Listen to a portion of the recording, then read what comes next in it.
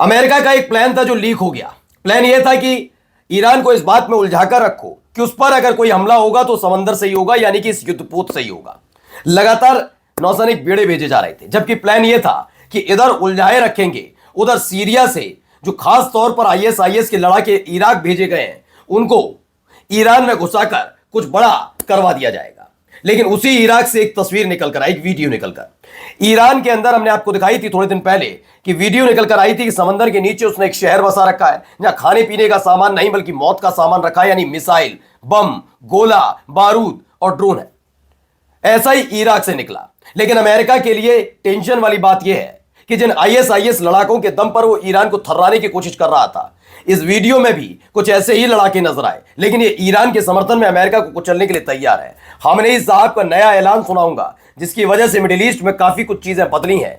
और तो और क्यों संसद में लगने लगे अमेरिका मुर्दाबाद के नारे, वो भी दिखाता चलता हूं। और याद है आपको स्ट्रेट ऑफ हॉर्मुज, ऐसा प्रदर्शन कर दिया ईरान ने कि उसी के पास खड़ा हुआ अमेरिका का युद्धपोत, लहरें ऐसी उठी कि वो हिल गया। नमस्कार, मैं हूं प्राज्वल गौतम और आज आपको दिखाने जा रहा हूं कि नया ताजा क्या क्या हुआ, क्योंकि रविवार और सोमवार का जिक्र था कि कुछ बड़ा होगा और इन सब के बीच एक वीडियो निकल कर आई। पहले वीडियो देखिए,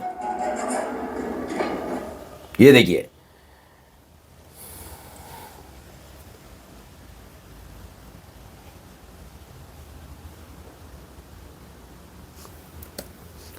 इसमें एक के बाद एक देखिए सुरंग, आपको टनल नजर आ रही होगी। ये ईरान की नहीं है वैसे वीडियो, आपको बता दूं।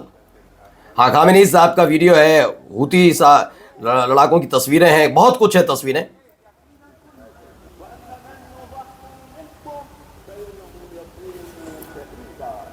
ये टेंशन की तस्वीरें हैं खास तौर पर अमेरिका के लिए। देखिए इसी टनल में कई मोटरसाइकिल सवार नजर आ रहे हैं।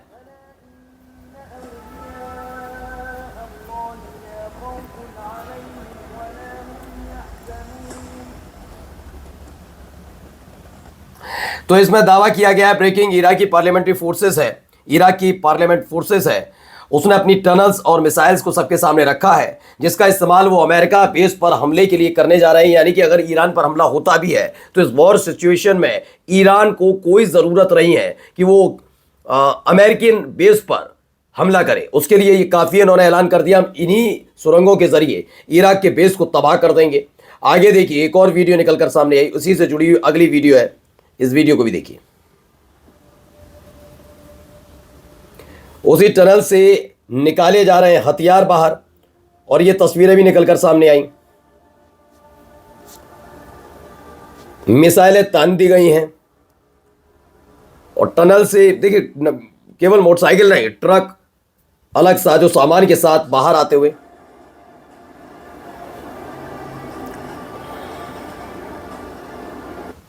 तो हुआ क्या, अमेरिकी सैन्य धमकियों के जवाब में अब ईरान सिर्फ अपने ही नहीं बल्कि इराक के सुरंग और टनल में सुरक्षित एसईडी के मिसाइल स्टॉक भी प्रदर्शित कर रहा है।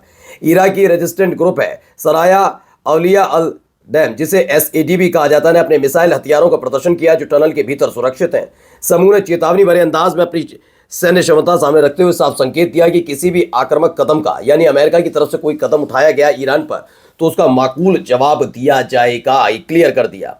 उसी टनल से एक और वीडियो जो निकली थी, जो मैंने आपको दिखाई थी, उससे जुड़ी खबर यह है, इराक स्थित अंडरग्राउंड मिसाइल स्टोरेज अमेरिका के लिए नई चुनौती के रूप में सामने आया है और ईरान की ताकत का नया प्रदर्शन माना जा रहा है। दरअसल अमेरिका को लगता था कि सद्दाम हुसैन के शासन के खात्मे के बाद जिस तरीके से उसने यहां पर किया और उसके बाद आईएसआईएस का पैदा होना, काफी कुछ चीजें वहां पर हुई, उसको लगा हमने इराक की स्थिति को पलट कर रख दिया। मतलब अमेरिका मतलब ताकतवर इराक के अंदर, वो अभी समझ ही नहीं पाया, उन्हें मालूम ही नहीं था कि ऐसे ही सुरंगें इन लोगों ने खोद रखी हैं। 2003 से आप अंदाजा लगाइए, 2003 से लगातार अमेरिका की मौजूदगी इराक के अंदर है। हाँ, जरूर ओबामा जब आए थे, राष्ट्रपति बने थे, तब जरूर वहां से सेना की वापसी हुई थी, लेकिन उसके बाद फिर से इराक में जाकर जम गई थी अमेरिकी सेना। लेकिन अगर 3-4 साल छोड़ भी दिए जाए तो लगातार 2003 के बाद से लगातार जी अमेरिका वहां पर मौजूद है इराक के अंदर। लेकिन उसको पता ही नहीं था कि इराक की जमीन के नीचे भी एक शहर बसा हुआ है। अब जाकर जब ईरान को धमकी दे रहा तो सामने ये सच निकल कर आया है जिसने अमेरिका को टेंशन में डाला। चलिए अगली खबर दिखाता हूं ईरान से जुड़ी, वहां क्या हो रहा है।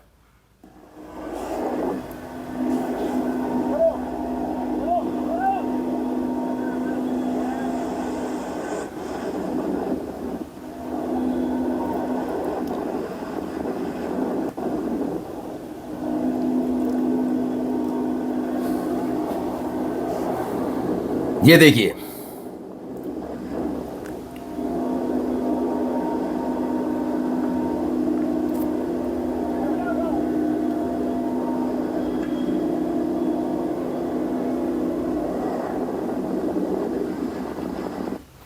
तो ईरान ने हॉर्मुज स्ट्रेट ऑफ हॉर्मुज और फारस की खाड़ी में बड़े पैमाने पर सैन्य अभ्यास शुरू किया। नौसैनिक और एयर स्पेस इकाइयां इसमें शामिल हुई। कई तरह के हथियारों का इस्तेमाल किया गया। बहुत सारी चीजें इसमें होती हुई नजर आई। अब देखिए खामेनी साहब का ये ताजा बयान। که می‌بینید گاهی صحبت جنگ می‌کنن که ما نمی‌دونم با منظور هواپیما باشه میاییم چنین می‌کنیم. این هم جدید نیست. در گذشته هم آمریکایی‌ها بارها در حرف‌های خودشون تهدید می‌کردن که همه گزینه‌ها روی میز است. همه گزینه‌ها तो ईरान के सर्वोच्च नेता इमाम खामेनेई कि अमेरिका को कड़ी चेतावनी। अमेरिका को जान लेना चाहिए, अगर उसने युद्ध की आग लगाई तो यह सिर्फ सीमित नहीं रहेगा बल्कि पूरा क्षेत्रीय युद्ध होगा, यानी कि कई देश इसके चपेट में आएंगे, जिसमें इजराइल तो शामिल है ही है। इसके अलावा कई मिडिल ईस्ट के देश हैं जहां पर अमेरिका का बेस बना हुआ है। इसको क्लियर कर दिया है कि ये ऐसा नहीं होगा। ये लिखा जरूर है कि अमेरिका के लिए चेतावनी, लेकिन अमेरिका से ज्यादा ये चेतावनी मिडिल ईस्ट के उन देशों के लिए है जहां पर फिलहाल अमेरिका का बेस बना है, मिलिट्री बेस बना है, कि आप तैयार रहिएगा क्योंकि अमेरिका की एक गलती आपके देशों में भी कुछ वैसे ही हालात बनाएगी। अब देखिए ईरान की संसद में क्या हुआ।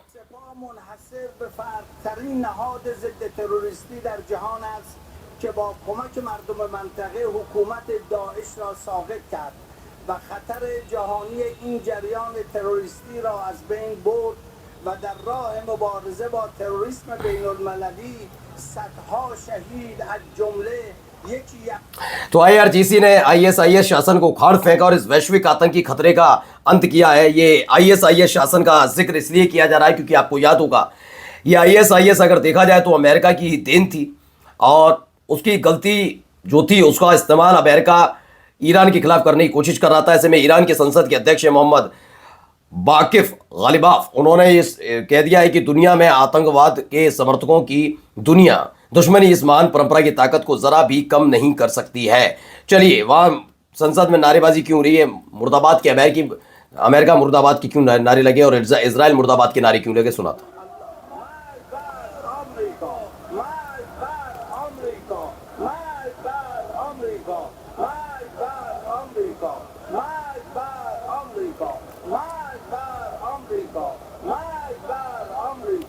तो अमेरिका मुर्दाबाद, इजराइल मुर्दाबाद, ये घटनाक्रम इस समय सामने आया जब अमेरिकी राष्ट्रपति डोनाल्ड ट्रंप ने दावा किया था कि ईरान अमेरिका से बातचीत कर रहा है। लगातार इस बारे में बातचीत हो रही थी कि हो रहा है नहीं हो रहा है, और एक मुसीबत इजराइल यानी नेतन्याहू की भी बढ़ी। कैसे, जरा देखिए वीडियो।